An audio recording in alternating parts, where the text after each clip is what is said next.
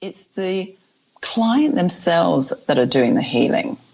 To receive Reiki, you receive it from somebody who has been attuned by a Reiki master that can deliver the Reiki to you. So they're basically opening the door to this energy for the patient to draw upon it as much as they desire.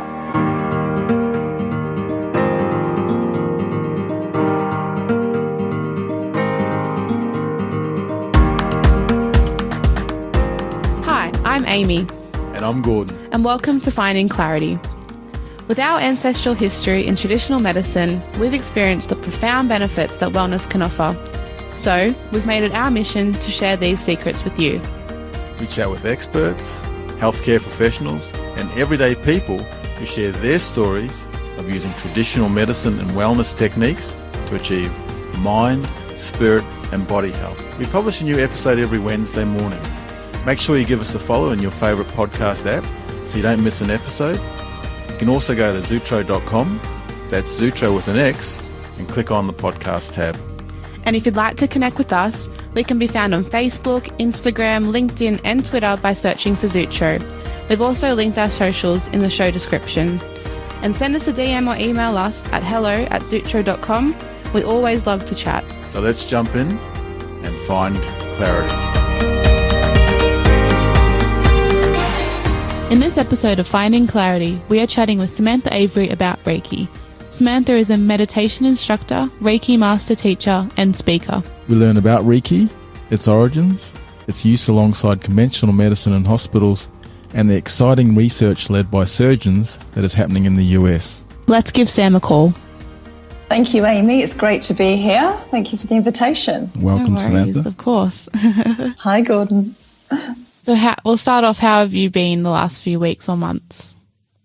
Yes, I've been really well, thank you. I've been doing a lot of Reiki because Reiki helps balance your emotions and your mind and also your physical health. So we've been doing a lot of distant healing, and we also have been running a global Reiki share where we do practitioners get together via Zoom, and we've been doing self-healing, and then we've been sending healing through our neighbours and across the world.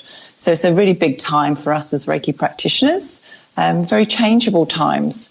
So we do need that sense of stability and harmony to help us with our resilience in these times. Are you finding that you're getting more call on your services given what we're going through at the moment around the world? Yes, it's interesting. It varies. And a lot of people who have never had Reiki before are calling and wanting to understand a bit more, because we're all seeking, I think, that extra thing that's beyond our day-to-day lives. We're realizing we're more than just the run-of-the-mill, and we want to have more meaning, more depth in our lives. And maybe we're experiencing emotions and thoughts that are new to us. And I think we're looking for resources, a little toolkit, if you like, to help our sense of well-being. Oh, that's great. I wanted to ask, I've heard of Reiki, but I'm not too familiar with it, and I'm sure some people listening might not be as well. Did you want to start by explaining what it is and where it comes from? Yes, I'd love to. So Reiki, and it's a Japanese word, and directly translated means universal life force, energy, or spiritual energy. It's an ancient healing system that originated from Japan, and it was brought to us by a man called Mikao Usui. We call him Mikao Usui Sensei because he, refounded Reiki and brought it to our practice. So Reiki is like a hands-on and hands-off healing system.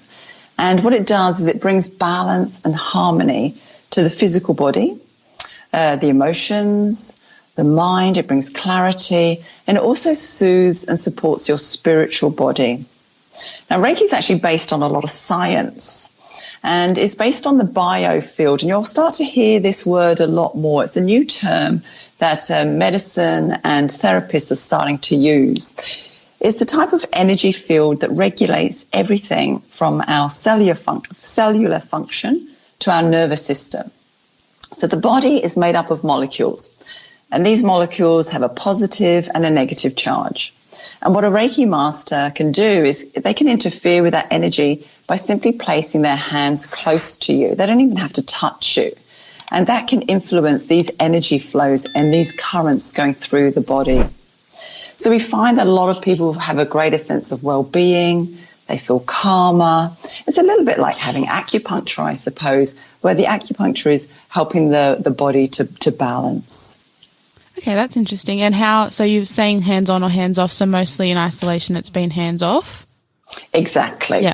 So hands-off for isolation, and you can send distant healing. So the person doesn't need to be in the room with you, or you can do it with the 1.5 meter rule, where you're actually sending Reiki to the person 1.5 meters in front of you. And that's actually what they use in hospitals. Oh, wow. That's interesting.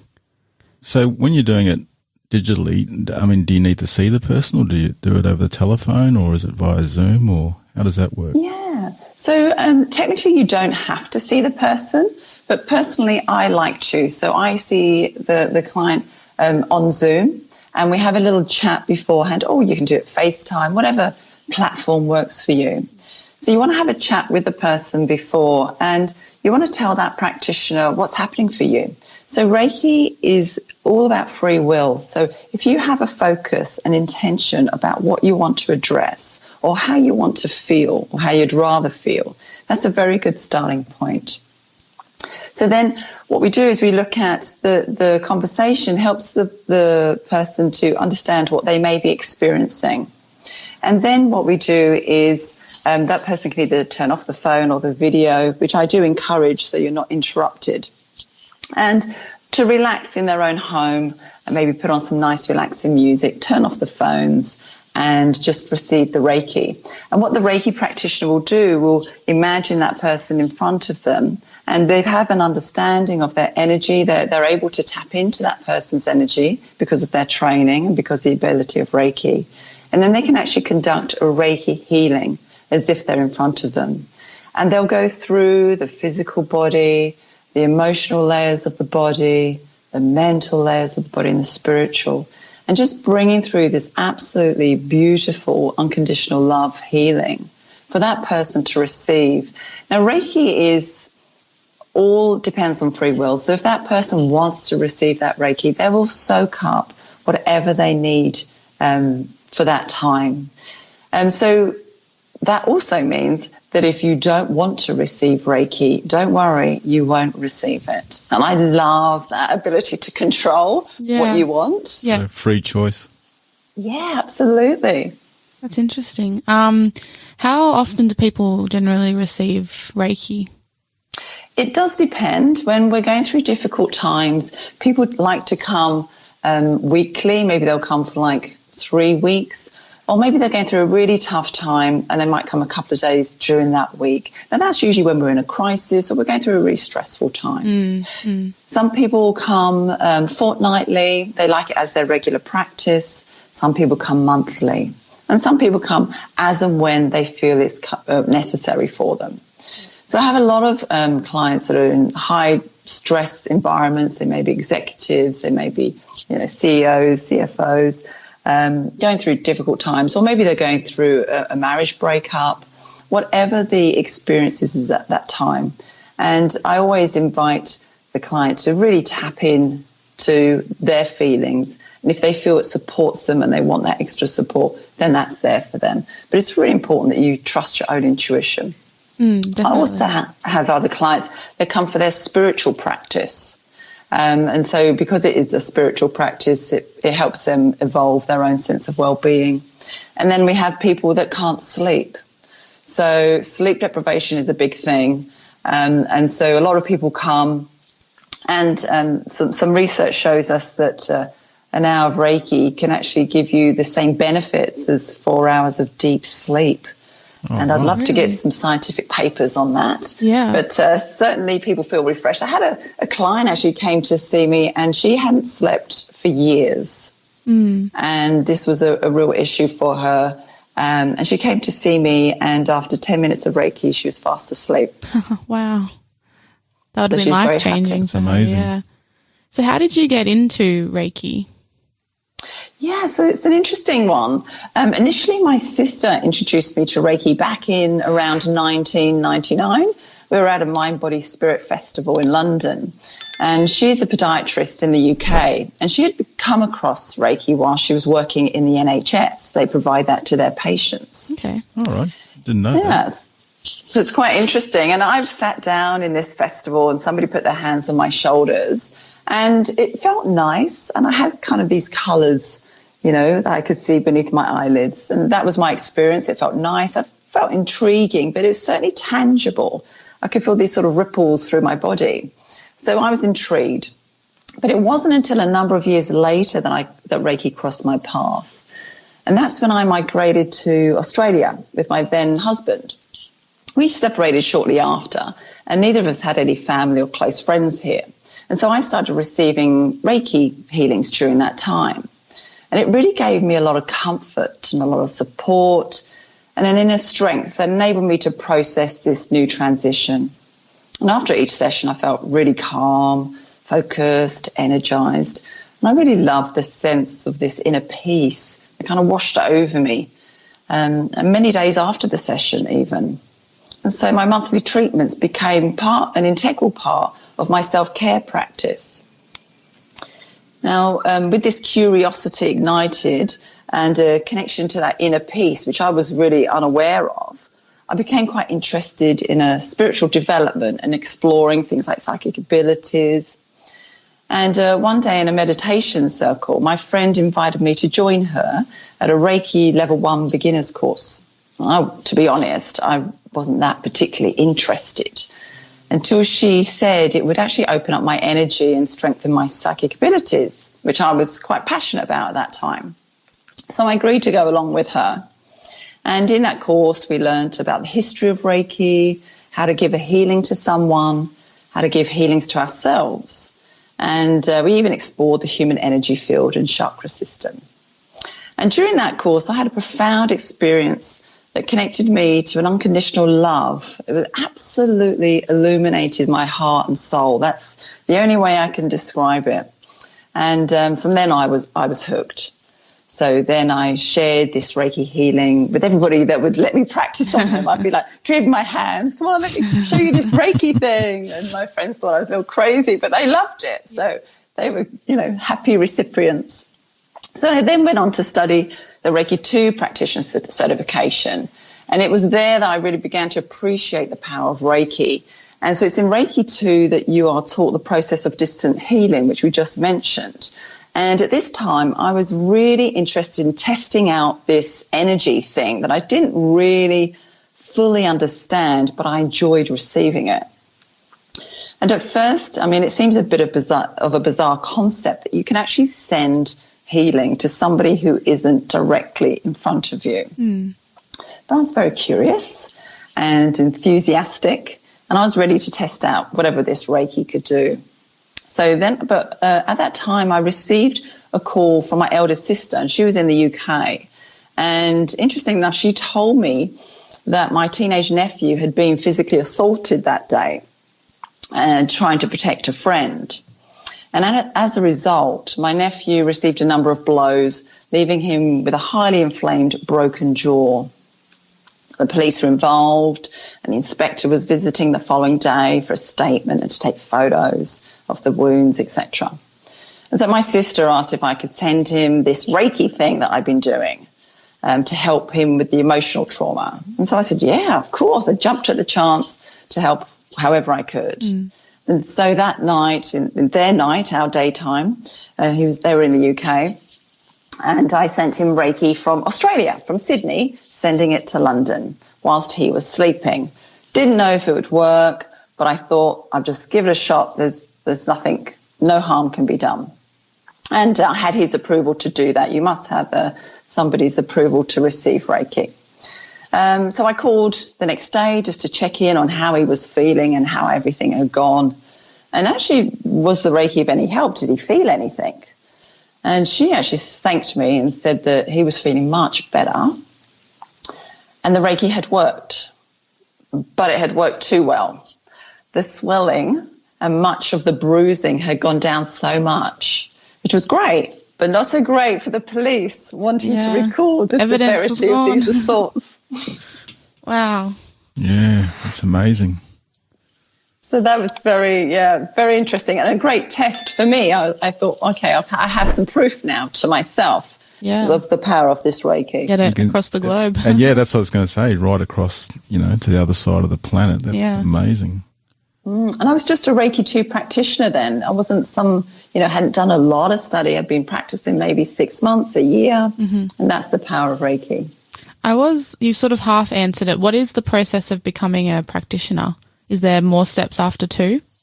Yes, there are. So as a practitioner, you can be a practitioner after level 2. So first of all, you do level 1, and anybody can receive level 1 attunements, and it's a full day training. There's a minimum of 10 hours face-to-face training. And then after about 3 months, minimum of about 2 to 3 months, you can then go do the Reiki level 2 practitioner certificate. After a year, you're then qualified to further your study to be a Reiki master practitioner. Now, this is when it gets really exciting because you can start really working with the energy fields of the spirit of the person. And there you can go into things like releasing old patterns and past lives and really working with the energy field, repairing and doing DNA activations and various other really interesting things. Is this outside the biofield? It's all within the biofield and outside the biofield, yeah. Right. And I have in my notes that you're a Reiki master teacher. Is that something different as well? Yes. So after 3 years of being a master practitioner and having a practice, you can then do the teacher training. So that's what I did. And now I have the absolute honour of supporting other people, other students on their journey, sharing the gift of Reiki. How do you find people learn about Reiki? Is it sort of word of mouth, or is it something they get drawn to? Yeah, it's a variety.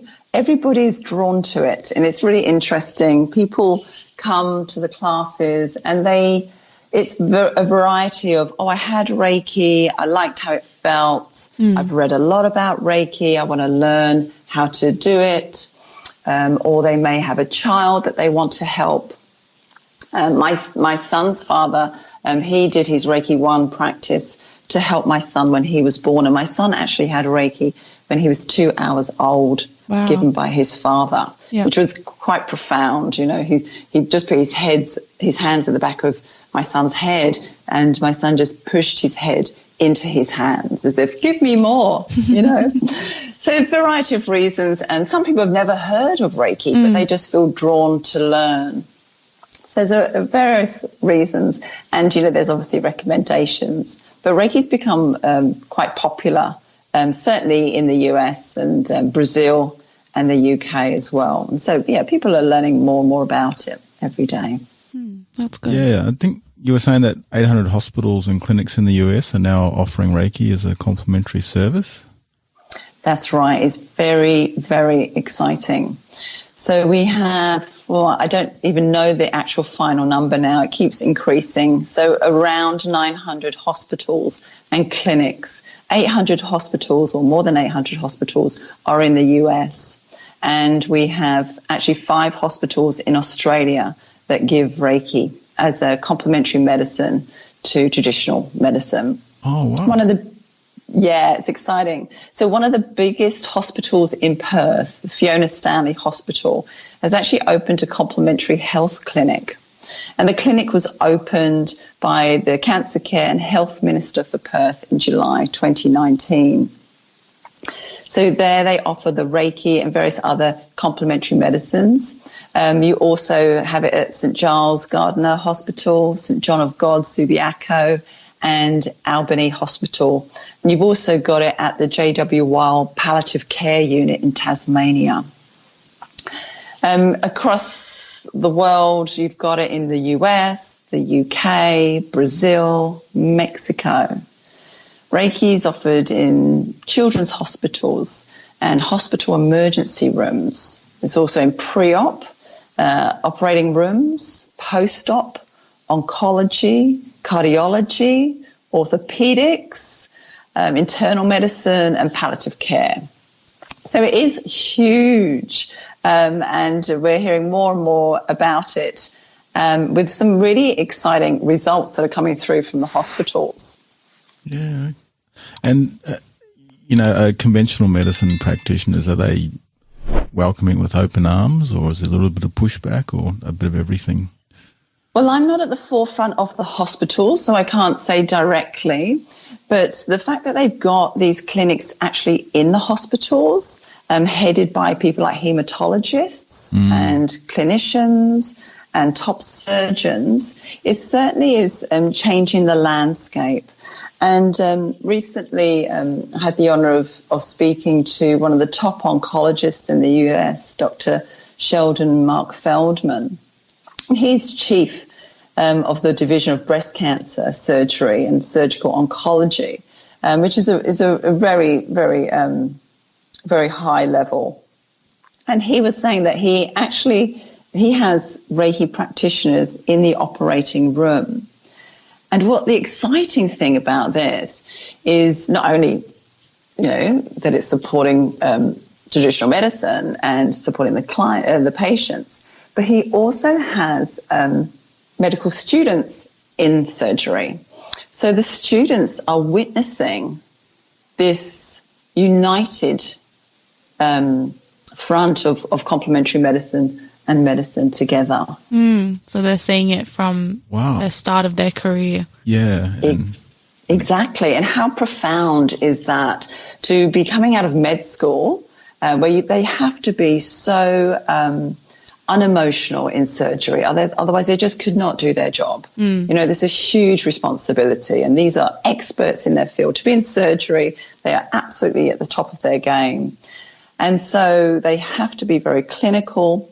But if you're having a student there that is watching this ability to be so precise and unemotional, and then also having the emotional side of the whole team supported as well as the patient, it really does take it to another level. So it's a very exciting future, I think. So does the Reiki practitioner supports the team that are doing the surgery, or the patient, or the patient as well, or both? Yeah.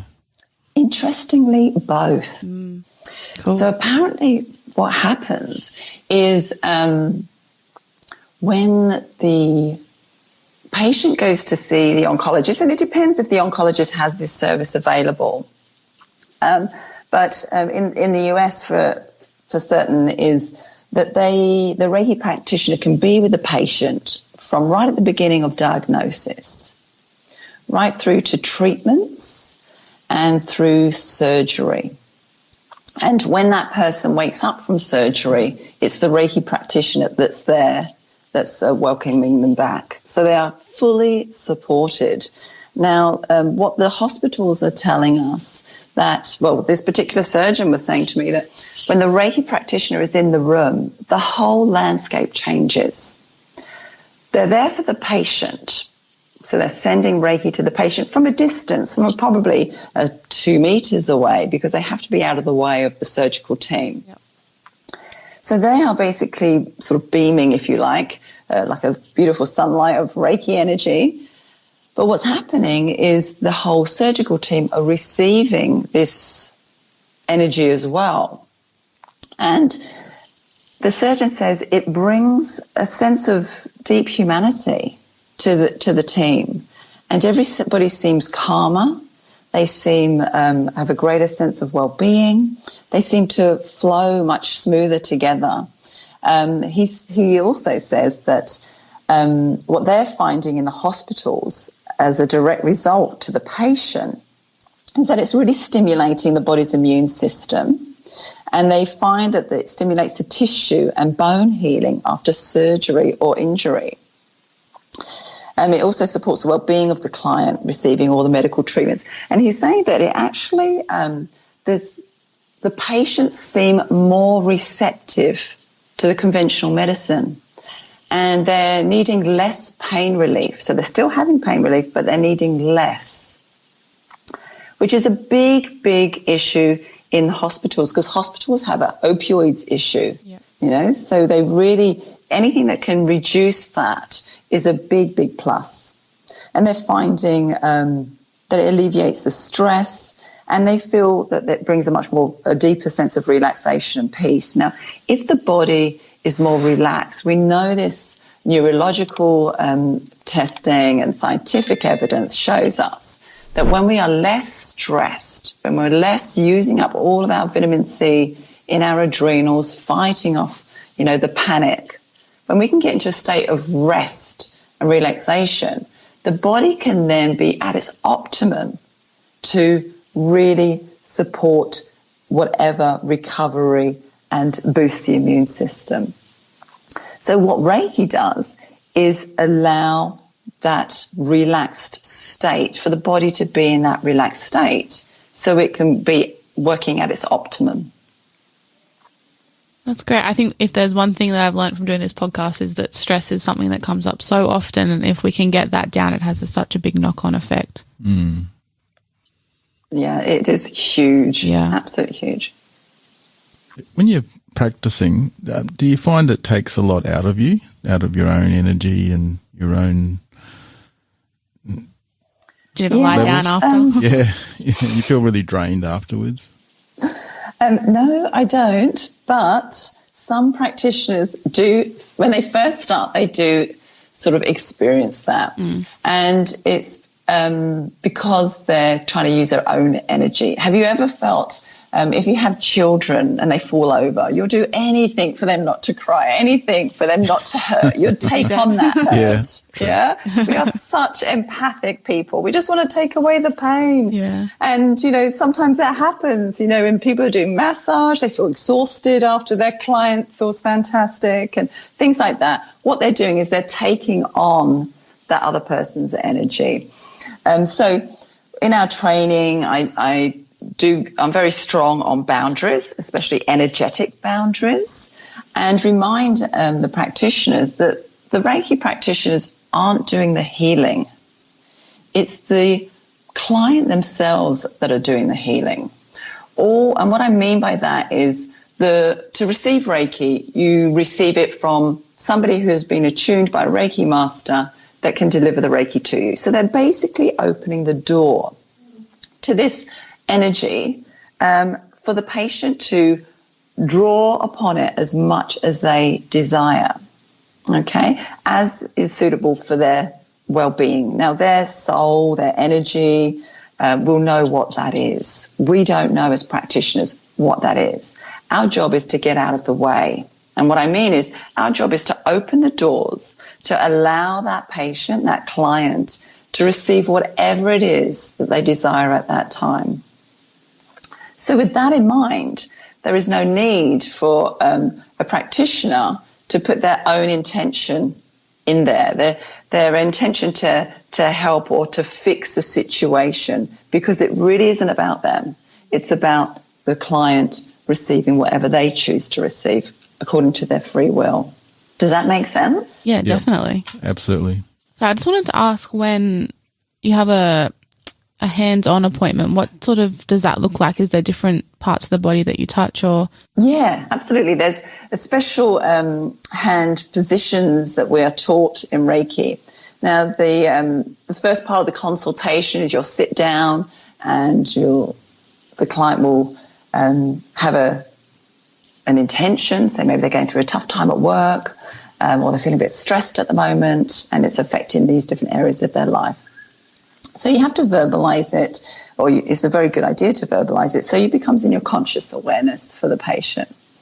And then you're fully dressed, and you can either stay seated in the chair or you can lie down on the massage table. Mm-hmm. And so usually it's in a lovely, relaxing environment. There might be some gentle instrumental music playing. They might have some people that like to have aromatherapy, but it's gentle lighting. It's like kind of going to a spa, but not a spa. But it's nice and relaxing. And you rest on a massage table with a pillow underneath your legs, pillow underneath your hair, with a lovely blanket on top of you. So you're nice and warm and relaxed, because when you have Reiki, your brainwaves drop into theta. And theta is like going into a deep sleep. And that's when the healing takes place. And so when you go into this theta, when you go into this sort of a deep sleep, your body temperature drops. So you want to have a nice blanket over you. And then the practitioner will maybe put some tissues over your eyes. There's no skin-on-skin contact. So they might rub their hands before they start. And at the palms of their hands, they'll then go through a process. And they just place their hands over the eyes. And they'll be there for a couple of minutes. You know, whatever they feel attuned to doing, intuitively do. And then they'll move their hands at the back of the head, around the temples, and so on, around the throne. It's just around the sternum. They don't touch the neck because most people don't like that. And then across the heart, the solar plexus. And the solar plexus is where we have our personal power. And this is where we keep a lot of our stress, is in the solar plexus. I don't know if you felt nervous or stressed about things and you get those knots in the tummy. Mm-hmm. This is all the solar plexus getting really congested in fear. And so what we want to do is just bring in the Reiki into the solar plexus, gives it more energy, more personal power for it to balance those adrenals, etc. And then it goes down to around the hips, and then the legs, the knees, and the joints, the feet. And then they might come over to the arms and the hands. And this would take probably about 40 minutes maybe. And during that time, usually by about the solar plexus, the client tends to fall asleep. Now, if you ever have Reiki and you fall asleep and you snore, it is a compliment to the practitioner. It's not strange. No, it's very, very normal. I think 80% of people that I support snore, you know, and it's usually a little snort here and there. And it's a compliment because it means that I trust you. Yeah. I'm so relaxed. So you do a little smile. Do you let them just sleep, or do you wake them up? Or do I wake them up? Yeah. So after the treatment, I then sort of go around the body doing a hands-off treatment. So that's when I beam Reiki through the chakras and through the energy system.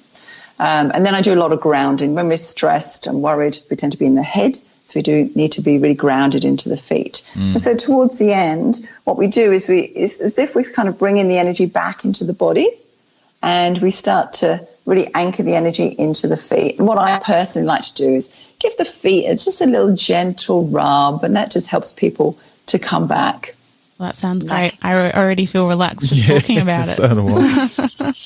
It is deeply relaxing, and people, the absolute joy that majority of practitioners love about Reiki is when the person that has received the Reiki, that moment when they open their eyes and they just look like they are in absolute bliss. It is, it's breathtaking. Wow, that's awesome. Yeah, I can definitely sense what that's like. Even that, I've had that feeling before. You wake up and you've had the best sleep, or you've come out of a massage or a meditation, and it's just, you're ready to take on the world. That's right, because your energy is recharged. And, you know, all those worries, they just seem to have gone, you know, or you can deal with things more practically, you know, less engaged in the stress of things. So it's a great place to be. Yeah, definitely. And I see from your website that you're resuming consultations on Monday the 25th of May. That's right. Very exciting. So on the 25th of May, we're reopening our COVID-safe clinic, and that's in Mossman. And so we put in place all of the recommendations from the government. And so we only have one client in at a time, spacing. And so that person will be sat with us with a 1.5 meter distancing. And they'll receive what we call a distant healing, but they're actually in the room with me. And so it'll be just like, you know, being in the operating theatre. If you have the joy of having a Reiki practitioner with you in operating theatre, it would be the same. So it would be, you know, doing the hand positions, but from 1.5 meters above you. Okay, now, great. A lot of people go, "But is it the same?" And it's interesting because I did a Reiki 2 training course with some students just before we shut down. for COVID, just before the big epidemic and pandemic. And we were looking at how this would work moving forward. And so I taught them how to do a distant healing with the person in the room. And they were just sat in a chair. And you'll be able to see some photos on my Facebook page. And these are new practitioners, they're kind of wanting to explore, very much like myself, want to test the boundaries of the capacity of this healing modality. And so I gave them the healing as they sat, 1.5 meters away from me. And they were, having already received hands-on treatments, they were really surprised about how they could feel the energy through their body. So that's what we'll be doing from the 25th of May. So we're really excited to be welcoming our community back. Definitely, and I'll link that's from your website? Yes, SamanthaAvery.com. Perfect. I'll link that in the show notes. Was there anything else you wanted to add into the end? I did, yeah. I'd really like to share with you a really exciting bit of activity that's happening in the US. Mm-hmm. Oh, please. So there's a lot of papers on Reiki, scientific papers and studies that are happening that's giving us lots of different evidence about relieving stress, anxiety, reducing pain, fatigue, and generally improving the quality of life. Now, over in the US, Dr. Sheldon Feldman, who's the chief of the Division of Brain Surgery and Oncology in the US, he is working closely with a group called Medical Reiki Works. Now, Medical Reiki Works is run by a woman called Raven Keys, and she's been in surgery with Dr. Feldman for about 20 years. And she's been with Dr. Oz doing heart surgery as well, and various other clinicians. Now, they have teamed together, and the exciting thing is they're actually doing a very significant medical trial taking place. It's a clinical trial taking place in New York, and Dr. Feldman is going to be running that with an epidemiologist, forgive my pronunciation, with Dr. Alison Modell. And together they're going to be doing this trial with patients with breast cancer. So it's a controlled trial, which is what we really want evidence of, controlled trial across social and economic populations, and that's planned for this year. So what they'll do is they'll have a group of volunteers. One group will think they're having Reiki, but it's dummy Reiki, so a placebo. Another group will think they're having Reiki and they really are having Reiki. And another group will have no Reiki and they don't know if they are or not having Reiki. So this is going to be a controlled environmental across these patients. So with these findings and with this top oncologist, we're going to be very, very excited to see what comes through, because the surgeons can see what's happening with the patients, but they want to be able to prove it. They want to be able to measure it. And if they can measure it, then we can get more Reiki into the hospitals. Then the private health funds can then start getting on board with more data. So it's a very, very exciting time for Reiki. So keep posted. Whenever we get any information, I'll be putting that on my Facebook page. I don't know if it's going to be this year or next year, but certainly that's what's in place. Yeah, definitely. That's interesting. I'll give you a follow and keep following that story. That's awesome. That'll be really interesting to see what the outcomes are from that study. Do you know when it concludes? We don't. I mean, it was all ready to go this year, and then we had the COVID pandemic. So, there's lots of different activity going on at the moment. So I've not been told of an actual specific date, because I'm sure the medical teams are a bit overwhelmed at the moment. Especially in New York, Yeah. So they'll let us know. If you want to check out more about that, then you can look at Medical Reiki Works. They have a Facebook page as well, and they'll be keeping updates there. Okay, great. I'll link that as well. That's great. All right, Samantha, thank you for chatting to us about Reiki today. It's a very interesting chat. Yeah, thanks, Samantha. We've learned so much. Brilliant. Thank you, Gordon and Amy. And I'd love to be able to give you a beautiful Reiki healing whenever you wish. We look Come forward join to us it. in Moscow. Yeah, we will. We will. We hope you enjoyed this episode of Finding Clarity with Samantha Avery. If you are new to our podcast, make sure you give us a follow in your favourite podcast app. And if you think we deserve it, can you leave us a 5-star review? We would really appreciate it. This podcast was produced by Rod Murray at the Sydney Podcast Studio. All the best and see you next time. Stay safe. A quick disclaimer. Finding Clarity contains general medical information. The medical information is not advice and should not be treated as such. If you have any specific questions about any medical matter, you should consult your doctor or professional healthcare provider.